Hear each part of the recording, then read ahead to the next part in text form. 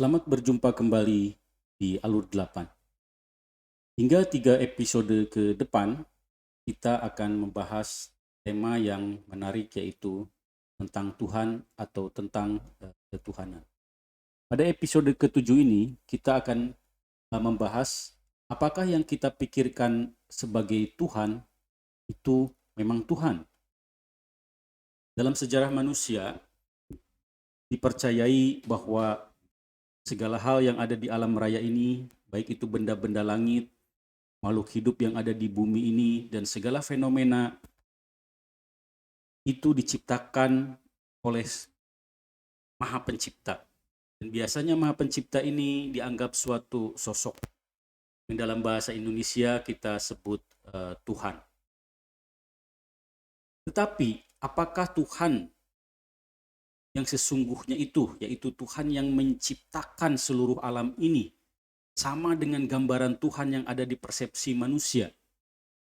Karena dalam sejarah manusia, sudah ada lebih dari 4.000 Tuhan yang dikonsepkan oleh manusia di sepanjang peradabannya, di berbagai macam suku dan bangsa.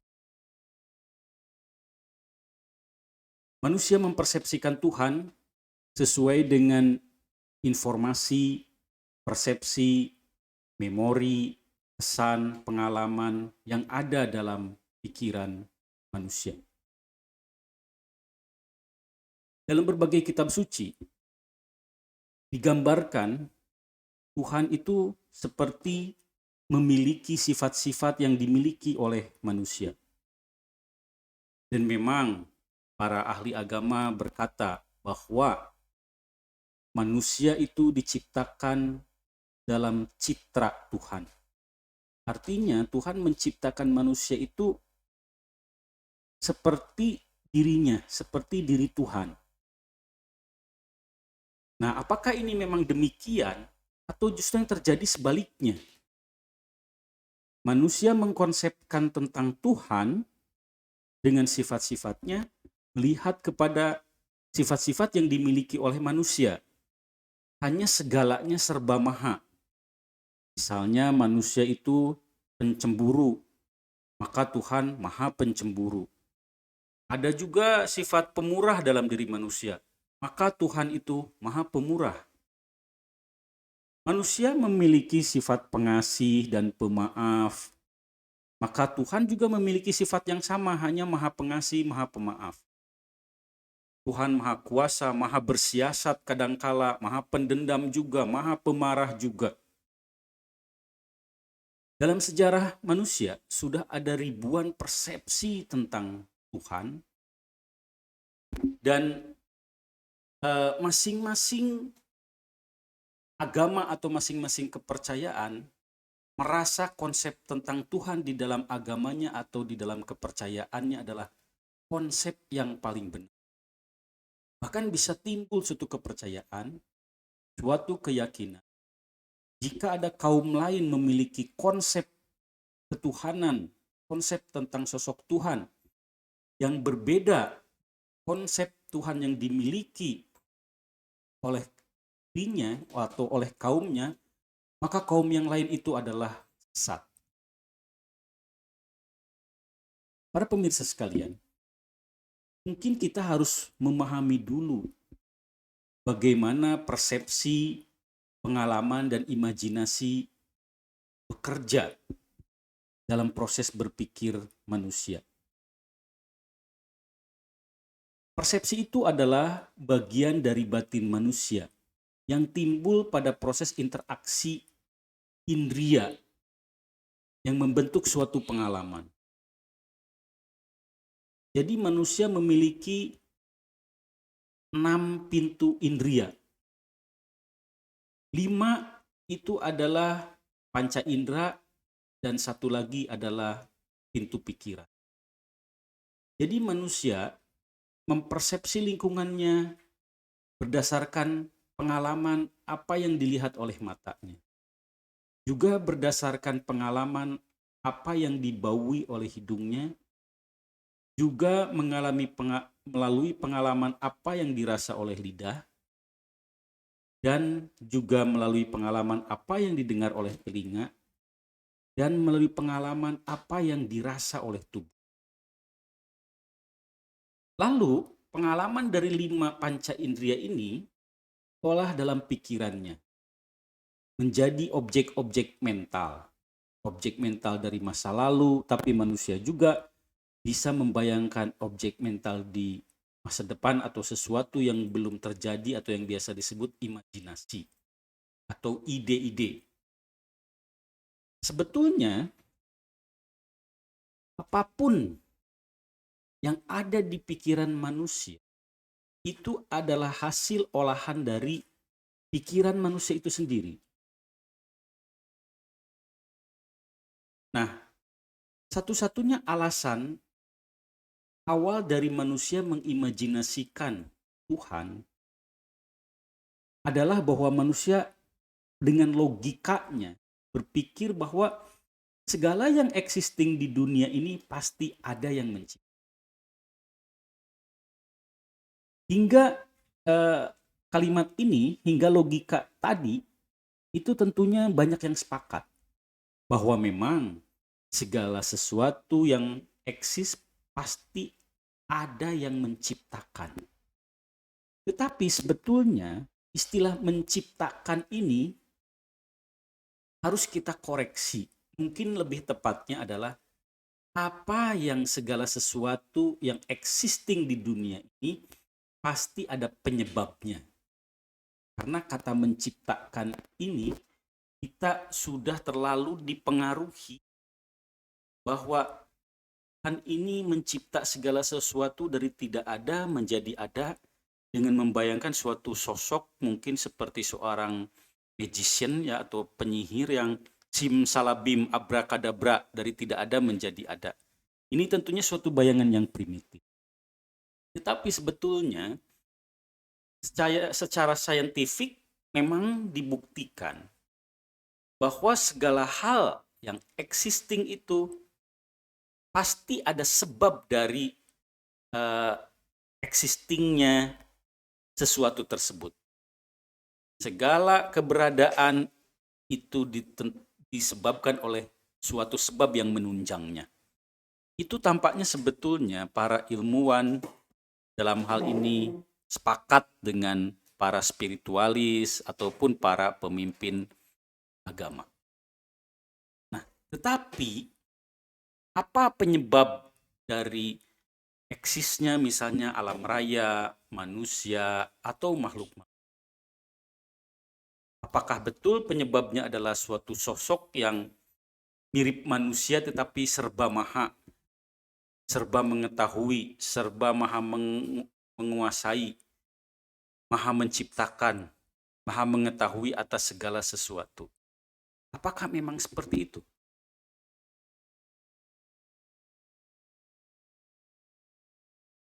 Para pemirsa sekalian,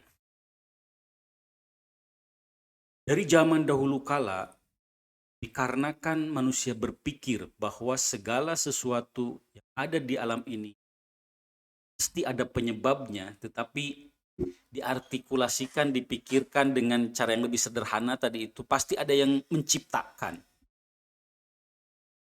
Dan tentunya dari zaman kuno, manusia selalu berpikir ada sesuatu yang maha kuasa di luar sana. Dan tentunya manusia memikirkan sesuatu di luar sana itu ya seperti manusia tapi serba maha. Kenapa? Karena imajinasi manusia itu memang tidak terlepas dari apa yang dikenal di alam pikiran manusia. Yang ada di alam pikiran manusia kan emosi-emosi manusia ya, seperti menyayangi, menolong, memarahi ya, memusuhi, memusnahkan. Nah, manusia lalu berpikir bahwa Tuhan itu mampu melakukan tadi semua dengan kekuatan yang dahsyat, dengan serba maha. Ya. Nah, lalu banyak di antara manusia melakukan pencarian, misalnya dengan cara menyepi, ya bisa di hutan, bisa di gua, ya. Nah, Kadangkala ketika menyepi misalnya di gua, mengalami suatu pengalaman, seakan-akan ada makhluk lain yang datang. Katakanlah benar ada makhluk lain yang datang, karena memang di alam raya ini banyak sekali makhluk-makhluk hidup yang manusia belum kenali. Yang manusia belum kenali. Bayangkan saja, di alam raya ini ada lebih dari 200 miliar bintang-bintang di galaksi kita. Di galaksi kita saja, di Milky Way ini, di Bima Sakti, ada lebih dari 200 miliar bintang-bintang. Salah satunya adalah matahari kita. Tentunya masih banyak peluang, banyak sekali kehidupan di. Taruhlah betul orang yang menyepi di gua tadi, atau di hutan, atau di pinggir laut, di pinggir sungai, itu didatangi oleh suatu makhluk tertentu. Taruhlah makhluknya datang dari langit, melayang, ada sayapnya. Taruhlah memang begitu. Seringkali manusia ini sebetulnya tidak tahu itu makhluk apa. Tetapi karena ia sudah selama ini berprasangka bahwa di luar sana ada sosok pencipta yang agung, maka manusia ini langsung berprasangka bahwa yang datang ini adalah utusan Tuhan. Padahal belum tentu. Ya, karena memverifikasinya susah. Bagaimana memverifikasi bahwa yang datang ini benar-benar utusan Sang Maha Pencipta? Atau dalam suatu kasus, manusia yang sedang menyepi di gua ini didatangi makhluk lain dan dia juga tidak tahu itu apa. Makhluk lain ini memberikan kalimat-kalimat tertentu, ya, semacam wahyu, yang disebut wahyu. Ya, saat itu belum disebut wahyu karena dia juga belum mengerti. Lalu si manusia ini bertanya-tanya, ya, kepada orang yang lebih bijaksana saat itu, yang lebih tua, lebih banyak ilmunya. Lalu orang lebih tua yang banyak ilmunya ini menyatakan itu adalah malaikat pembawa wahyu dari Tuhan. Nah, kaget juga si orang yang tadi menyepi di gua-gua itu, ya. Oh, itu tuh malaikat utusan Tuhan. Sejak itu maka tertanam di kepalanya bahwa dia pernah didatangi oleh yang namanya malaikat pembawa wahyu dari Tuhan. Padahal keterangan dari si orang tua ini juga belum tentu betul juga bagaimana cara memverifikasi. Tetapi ketika kepercayaan itu sudah tertanam, sugesti bahwa dirinya memang didatangi oleh suatu makhluk Tuhan, maka orang ini mempercayai prasangka, ya. Prasangkanya sendiri yang mulai berubah menjadi keyakinan. Lalu biasanya ini disebarkan, ya, disebarkan kepada masyarakat bahwa aku didatangi oleh malaikat pembawa wahyu dan pencipta alam. Lalu mulai banyak pengikut, didakwahkan, ya.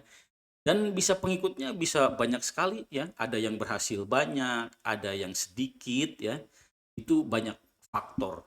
Kadangkala tergantung orang yang tadi dalam tanda kutip menerima wahyu ini pintar memainkan politik atau tidak orangnya, ya. Kalau mampu memainkan politik, memiliki jiwa kepemimpinan, tentunya pengakuan dia sebagai penerima wahyu itu bisa menyebar dan banyak pengikut. Tapi apakah ada cara untuk memverifikasi makhluk yang datang tadi itu menemui orang ini adalah benar-benar utusan dari Sang Maha Pencipta? Biasanya hanya rasa percaya saja, ya. Atau bahkan membalikan pertanyaan, kamu sih orangnya kufur, tidak beriman. Jadi alasan satu-satunya bahwa itu harus diakui makhluk yang datang itu sebagai pembawa wahyu dari Tuhan itu hanya rasa percaya saja, ya.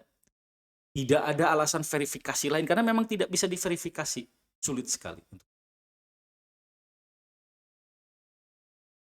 Para pemirsa sekalian, apa yang kita tangkap dari realitas, baik realitas materi maupun realitas batin, sebetulnya lebih banyak dari hasil kerja persepsi kita sendiri, alih-alih berupa sajian realitas yang sesungguhnya. Sebagai contoh, apapun yang dikenali oleh mata di sekeliling kita, benda-benda, itu sebetulnya secara realitas, misalnya meja, itu bukan suatu benda utuh sebagai meja. Sebetulnya itu tersusun dari partikel-partikel yang lebih kecil. Partikel kayu nantinya menjadi partikel atom, bahkan nanti lebih jauh lagi menjadi partikel subatomik. Tetapi mata tidak bisa menangkapnya. Jadi sebelum ada alat ya, sebelum ada teknologi, sebelum ada pengetahuan tentang tataran partikel atom, apalagi sampai subatomik, orang zaman dulu mengira ya benda-benda yang ada di sekeliling ini seperti apa yang dilihat oleh mata. Apa yang dipersepsi oleh pikiran melalui gambaran yang ditangkap oleh mata. Hanya seperti itu pengamatan yang dialami oleh orang-orang di masa lalu. Tapi di masa modern ini, ternyata dibuktikan persepsi mata kita itu salah. Ternyata benda-benda seperti meja, lemari, pintu itu tersusun dari komponen-komponen partikel yang lebih kecil dan bisa sampai subatomik.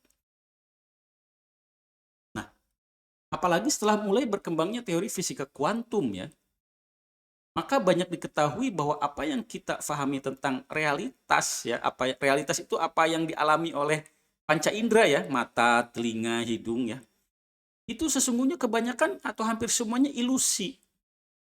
Ilusi di sini bukan berarti hayalan, misalnya kita melihat meja sebetulnya meja itu tidak ada, bukan seperti itu. Ilusi itu adalah sebetulnya apa yang ditangkap oleh mata itu gambaran luar yang memang sekemampuan persepsi mata. Tetapi mata tidak bisa mengetahui bentuk hakiki. Bentuk hakiki susunan-susunan partikel, atom, hingga foton, hingga energi di balik benda-benda kasar, benda-benda yang bisa ditangkap oleh mata. Itu yang dimaksud ilusi ya. Jadi ilusi di sini maksudnya adalah apa yang ditangkap oleh mata, apa yang ditangkap oleh telinga, oleh hidung, oleh lidah, oleh sentuhan-sentuhan tubuh, itu hanya sebatas kemampuan persepsi panca indera. Banyak sekali atribut, sifat-sifat fisika ya yang ada di balik itu tidak tertangkap, makanya disebut ilusi. Ya. Bahkan hukum-hukum fisika dalam lingkup fisika klasik ya, fisika Newton, ternyata banyak yang tidak berlaku dalam tataran fisika kuantum. Ya. Nah, lalu bagaimana manusia bisa begitu yakin ya tentang konsep ketuhanan, yaitu adanya Tuhan sebagai pencipta, padahal manusia tidak banyak mengerti tentang realitas alam. Ya. Nah, di sini manusia itu bahkan tidak mengerti ya tataran fisika kuantum seperti apa, itu rumit sekali ya. Seperti misalnya gravitasi. Secara fisika klasik, gravitasi itu dikarenakan tarik menarik antar eh, gaya tarik menarik dari benda-benda ya, dari inti atom. Ya. Misalnya kenapa bulan ya itu tidak menjauh dari bumi karena ada tarik menarik. Ternyata secara fisika kuantum itu tidak begitu. Ya. Itu dikarenakan ada lengkungan medan energi terhadap waktu ya, ada lengkungan yang memang itu sulit diterangkan ya, sehingga eh, bulan itu tetap berada di dekat bumi dan berputar eh, berputar ya, bersama-sama bumi berputar, mengelilingi, dikatakan mengelilingi matahari. Jadi fenomena-fenomena alam raya ini baru sedikit yang diketahui. Bahkan manusia belum memahami apa yang ada di dalam tubuhnya. Ya. Bagaimana otak bekerja itu belum sepenuhnya terungkap. Ya. Bagaimana hormon, enzim, ya. Bagaimana isi perutnya itu bisa diserap ya oleh lambung, nutrisi-nutrisi dan cara kerjanya seperti apa masih sangat terbatas yang diketahui. Artinya manusia belum mengenali jasmaninya sendiri, apalagi mengenali alam raya. Belum. Tapi anehnya manusia begitu yakin kan konsep Tuhan yang dia pegang di dalam persepsinya itu adalah yang paling benar, dan saling mengolok-olok kepercayaan Tuhan yang lain sebagai tidak masuk akal, ya, sebagai salah, ya. Padahal konsep Tuhan yang manapun itu semuanya prasangka, ya.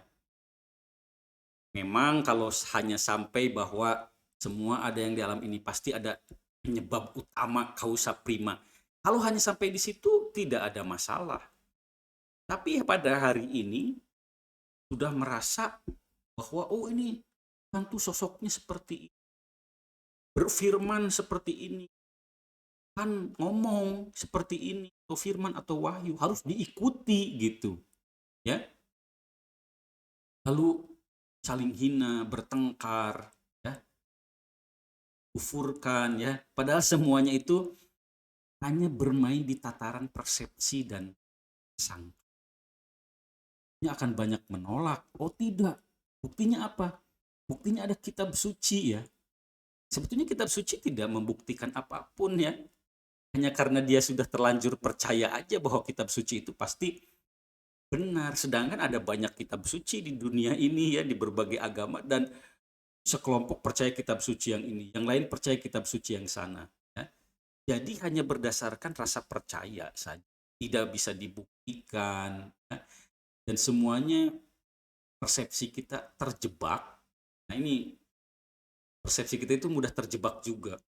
Persepsi kita ini terjebak oleh rasa percaya, tertipu seolah-olah apa yang dipercaya itu sesuatu yang mutlak pasti benar. Padahal semuanya hanya permainan di kepala kita saja berupa persepsi. Pemirsa sekalian, jadi apapun konsep dan pikiran kita tentang Tuhan pencipta, itu sebetulnya adalah prasangka dan praduga, ya.